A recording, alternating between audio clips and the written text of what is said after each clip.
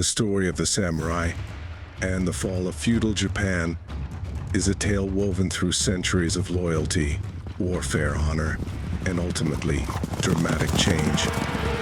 It begins with the rise of the samurai class during the Heian period 7941-185. Japan's central government was weakening, and local landowners known as daimyos needed protection for their lands as banditry and local conflicts grew. This led to the rise of private armies composed of warriors who would become the legendary samurai. Initially, these warriors were simply employed by the rich, but over time their importance grew. By the end of the Heian period, they had become the backbone of Japan's military power, establishing themselves not just as protectors but as a ruling class. The samurai were not merely soldiers. They lived by the code of Bushido, a philosophy that shaped every aspect of their lives. Bushido, or the way of the warrior, emphasized values such as loyalty, discipline, honor, and a willingness to sacrifice one's life in battle. For a samurai, dishonor was worse than death, and the ultimate disgrace was to live in shame. This is why samurai often committed seppuku, or ritual suicide, to maintain their honor. This culture of loyalty and personal sacrifice forged a class of warriors that were respected not only for their combat abilities but for their strict moral code. With the rise of the Kamakura shogunate in 1192, led by the shogun Minamoto no Yoritomo, Japan's political structure shifted dramatically. While the emperor remained the symbolic leader, real power lay with the shogun, a military commander who controlled the samurai. This period marked the beginning of nearly 700 years of samurai-dominated governance in Japan, where the shogun ruled through the loyalty of the samurai, enforcing a rigid feudal system. In this system, loyalty flowed upwards, from the samurai to their daimyo, and from the daimyo to the shogun. In return, the samurai were given land and power, solidifying their position in Japanese society. The samurai class thrived under this system, particularly during the Muromachi period 1336 to 1573. But Japan remained a fragmented land, with regional lords often engaging in fierce battles for power. The chaos of the Sengoku, or warring states, period 1467 to 1615, was perhaps the most intense time in samurai history.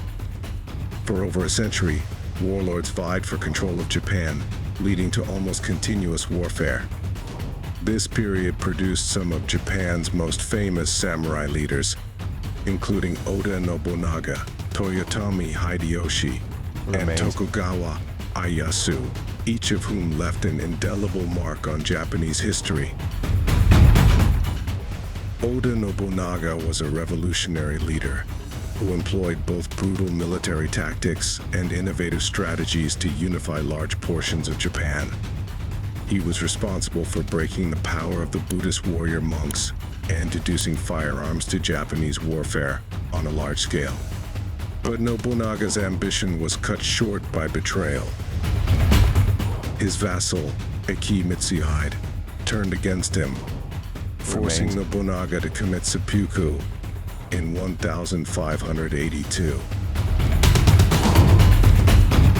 Toyotomi Hideyoshi, one of Nobunaga's most loyal generals, succeeded him, completing the task of unifying Japan by 1590. Hideyoshi's rule was marked by his efforts to consolidate power and stabilize the country. He implemented a rigid social structure, freezing the classes in place and ensuring that samurai remained warriors while peasants remained tied to the land. However, Hideyoshi's death in 1598 left a power vacuum, and within a few years, Japan was once again on the brink of civil war.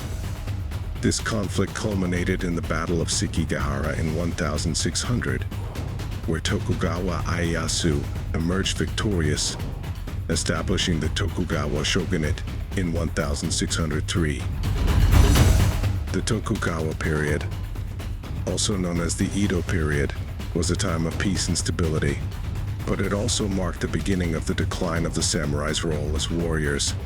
With no wars to fight, many samurai found themselves relegated to bureaucratic or administrative roles. They still held significant social status, but their martial skills became less relevant in a peaceful Japan. The Tokugawa shogunate also introduced policies of national isolation, known as sakoku, which cut off nearly all contact with the outside world.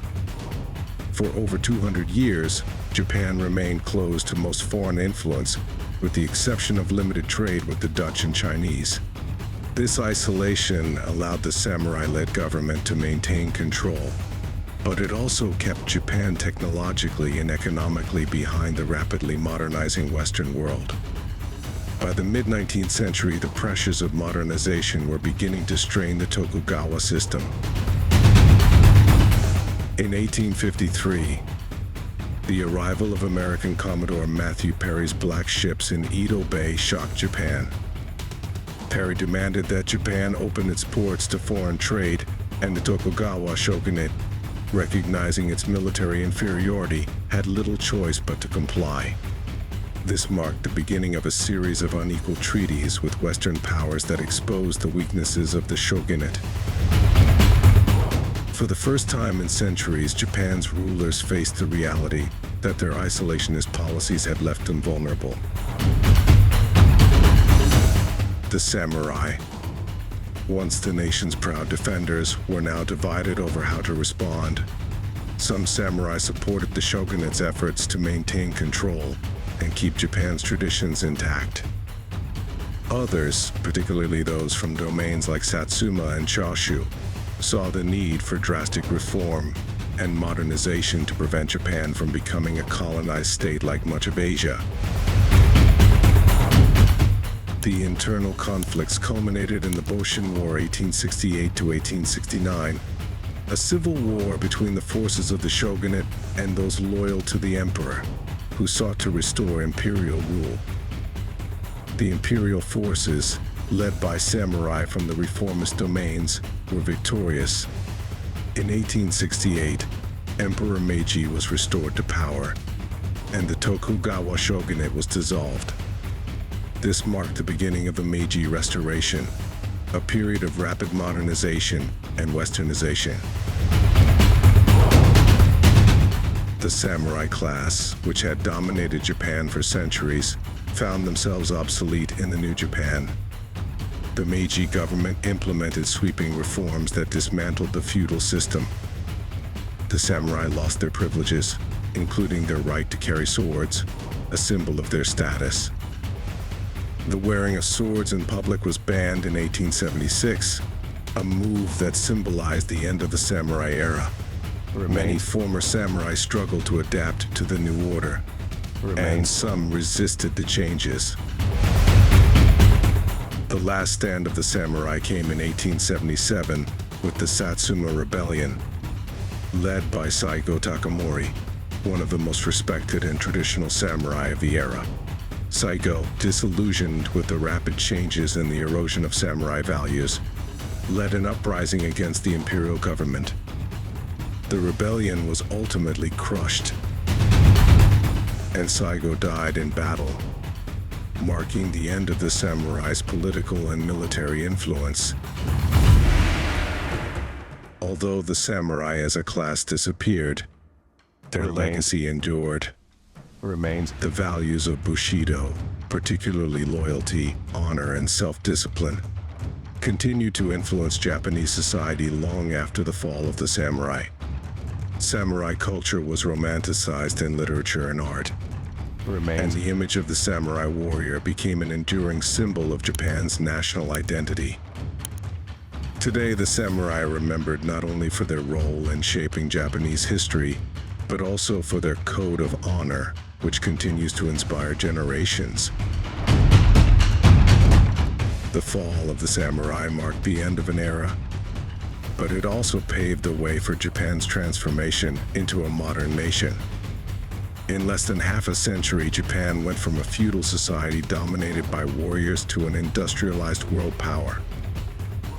The legacy of the samurai, however, remains etched into the cultural fabric of Japan, serving as a reminder of the country's rich and complex history.